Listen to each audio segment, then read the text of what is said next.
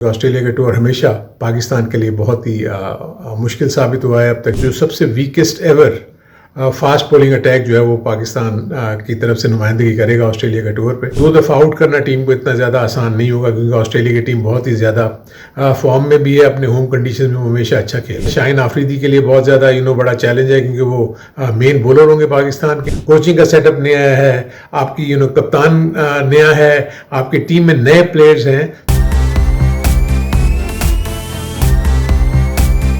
अस्सलाम वालेकुम, मैं हूं हारून रशीद और मैं अपने YouTube चैनल पे आपको खुशामदीद कहता हूं। कुछ दिन की ताख़ीर हुई क्योंकि मैं लाहौर से कराची आ गया after the world cup. Obviously Pakistan की टीम ने ऑस्ट्रेलिया के दौरे पर जाना है, उसके लिए टीम भी अनाउंस हो गई, तो मैंने सोचा क्यों ना आपसे कुछ ऑस्ट्रेलियन टूर के हवाले से बात कर लूँ क्योंकि ऑस्ट्रेलिया का टूर हमेशा पाकिस्तान के लिए बहुत ही मुश्किल साबित हुआ है। अब तक हिस्ट्री यही बताती है कि जितनी भी टीमें पाकिस्तान की ऑस्ट्रेलिया गई हैं, हार्डली 1 या 2 दफ़ा ही ऐसा मौका आया है जिसमें कामयाबी हासिल हुई हो टेस्ट क्रिकेट में। सो टेस्ट सीरीज़ है पाकिस्तान में, जो टीम अनाउंस हुई है, बहुत सारी तब्दीलियाँ हुई हैं, कप्तान भी चेंज हो गया, उसके साथ साथ नए लड़के भी टीम में शामिल हुए हैं। डोमेस्टिक क्रिकेट के परफॉर्मेंसेस पे बहुत सारे प्लेयर्स को मौका मिला है।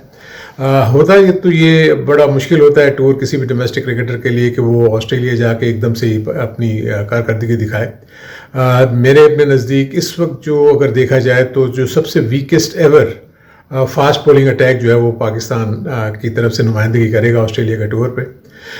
एक अच्छी चीज़ ये है कि जो ऑस्ट्रेलिया में जो टेस्ट मैचेस है सिवाय पर्थ के, बाकी मेलबर्न और सिडनी कि ऐसी पिचेस है जहाँ पर कोई इतना ज़्यादा इनफैक्ट इशू नहीं होना चाहिए पाकिस्तानी बैटर्स को ख़ास तौर पर, और बॉलर्स के लिए तो डेफिनेटली मुश्किल होगा क्योंकि वहाँ आउटफील्ड भी बहुत हार्ड होती है, सर्विसेज बड़ी हार्ड होती हैं, तो उनके लिए बहुत ज़्यादा मुश्किल काम होता है फास्ट बॉलर्स के अपने आप को वहाँ एडजस्ट करना, क्योंकि एक तो एक्स्ट्रा बाउंस भी होता है, प्लस जब वो फ्रंट फुट और बैक फुट की जो लैंडिंग है वो काफ़ी आपके ज़्यादा आपकी बॉडी के ऊपर प्रेशर डालती है। सो आई होप, क्योंकि शाहीन शाह आफरीदी जो हैं वही एक बहुत ज़्यादा एक्सपीरियंस्ड बॉलर मुझे नज़र आते हैं। बाकी अगर आप देखा जाए तो हसन अली को कुछ एक्सपीरियंस है क्योंकि टेस्ट क्रिकेट काफ़ी वो खेले हैं, लेकिन बाकी जितने भी प्लेयर्स हैं, चाहे वो आमिर जमाल हो, चाहे वो खुर्रम शहजाद हो, चाहे मीर हमज़ा हो, ये सारे वो बॉलर्स हैं जो कि अभी यहाँ से निकल के वहाँ पहुँच रहे हैं। फ़हीम अशरफ ऑलराउंडर हैं, उनको भी उन्होंने उसमें इजाफी रखा है।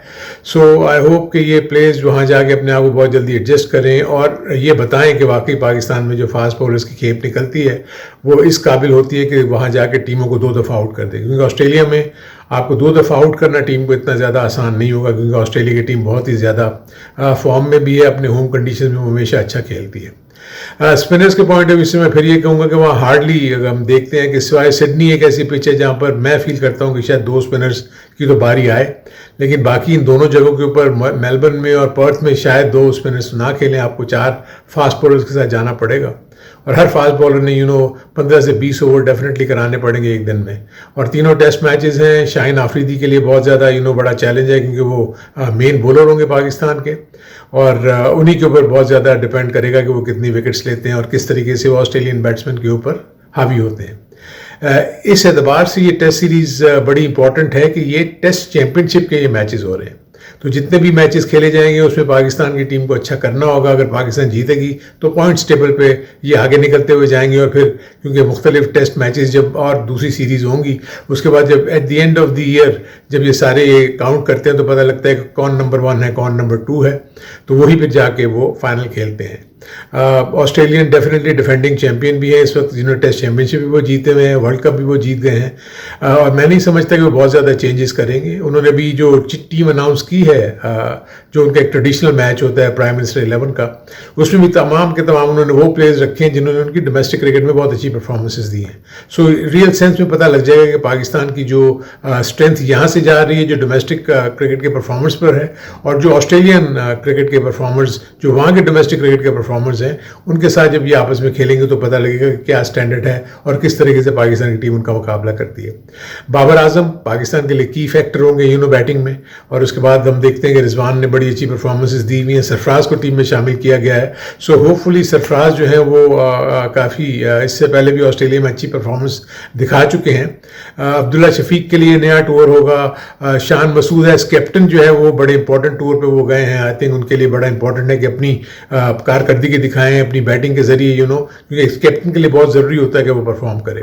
फिर नीचे अगर मिडिल ऑर्डर में देखते हैं तो बहुत सारे ऐसे प्लेयर्स हैं जिनको हम समझते हैं कि वो नए हैं, उनको किस तरीके से वो वहाँ पर एडजस्ट करेंगे। सऊद शकील खास तौर पर, क्योंकि हमने देखा है कि वहाँ क्योंकि एक्स्ट्रा बाउंस की वजह से वो बाउंसर भी बहुत ज़्यादा करते हैं वहाँ पर।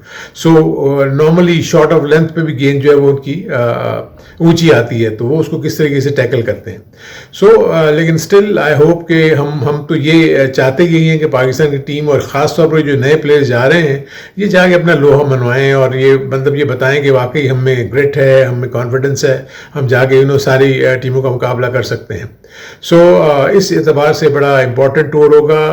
I wish them luck. नई टीम मैनेजमेंट जा रही है। हफीज़ पहला एक्सपीरियंस है, आई थिंक कोई ख़ास कोचिंग का एक्सपीरियंस नहीं है उनको इससे पहले। इसके साथ साथ सईद अजमल को भी ठीक है, T20 के आप फ्रेंचाइज की किसी टीम को तो आपने जो कोचिंग करते हैं उसमें तो क्या ख़ास कोचिंग होती है कि 4 ओवर्स के लिए बॉलर्स बॉलिंग करते हैं और उसमें तो आप आते ही सिर्फ 2 से 4 दिन पहले हैं टीम के साथ, उसके बाद जैसी वो PSL ख़त्म होती है उसके बाद आप फारिग हो जाते हैं। पीछे कोई इतना बड़ा एक्सपीरियंस या एक्सपोजर नहीं है, तो इस एतबार से मैं फील करता हूँ कि चारों तरफ से अगर देखा जाए एक नया सेटअप जा रहा है।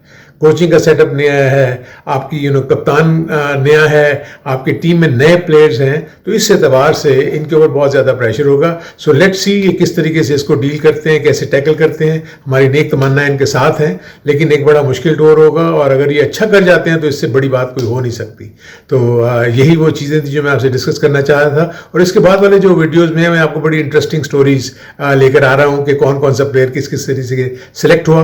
सो उसका इंतज़ार कीजिए। उसके साथ साथ रिक्वेस्ट ये भी है कि मेरे इस YouTube चैनल को आप सब्सक्राइब करें, लाइक करें और